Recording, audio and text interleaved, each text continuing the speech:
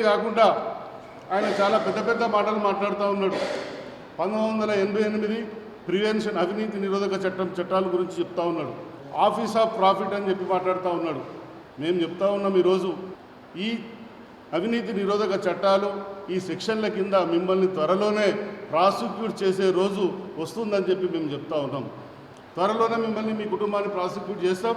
మనం గతంలో చూసినాం, మీ చెల్లె అవినీతి చేసినందుకే జైలుకు పోయి వచ్చిన సంగతి తెలంగాణ దేశ ప్రజలంతా గమనించిండ్రు. మీరు ఆ వాస్తవాలను మర్చిపోవద్దని చెప్పి చెప్తా ఉన్నాం. అంతేకాకుండా బీజేపీ బీఆర్ఎస్ రహస్య మిత్రులు, ఇది సుస్పష్టం. గతంలో రాజ్యసభలో బీఆర్ఎస్ పార్టీ పార్లమెంట్ సభ్యులు బీజేపీకి అవసరం ఉన్నప్పుడు ప్రత్యేక ఫ్లైట్లో పోయి ఓటేసిన పరిస్థితి ఉండే గతంలో.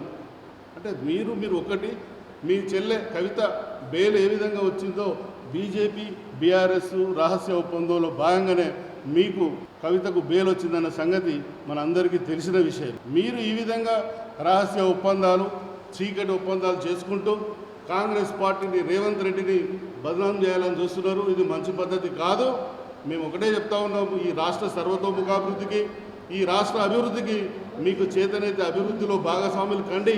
కానీ నిరాధార ఆరోపణలతోటి, చౌకబారు ప్రకటనలతోటి ప్రజలను తప్పుదోవ పట్టించాలని చూస్తే సహించేది లేదని చెప్పి ఈ సందర్భంగా హెచ్చరిస్తూ ఉన్నాం. కాబట్టి సోదరులారా, ఈ విషయం ఈ విధంగా ఉంది, ఈ వాస్తవాలు ఈ విధంగా ఉంటే సుజన్ రెడ్డి అనే వ్యక్తి కేటీఆర్ బినామీ.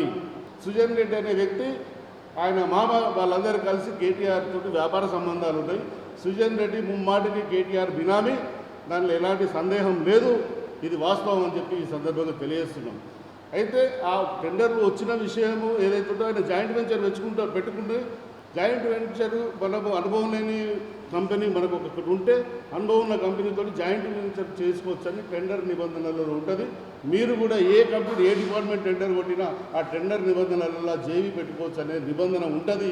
ఇది వాస్తవం. ఇది కూడా తెలియని వ్యక్తివా అని చెప్పి మేము అడుగుతూ ఉన్నాం. కాబట్టి ఏదైతే ఆయన మున్సిపల్ శాఖ మంత్రిగా ఉన్నప్పుడు అది యాదాద్రి దేవాలయం జరిగిన అంశంపై, ఈ రెండు విషయాలపై రాష్ట్ర ప్రభుత్వం సిబిసిఐడి విచారించి వాస్తవాలను ప్రజల ముందు ఉంచాలని చెప్పి కోరుతా ఉన్నాం.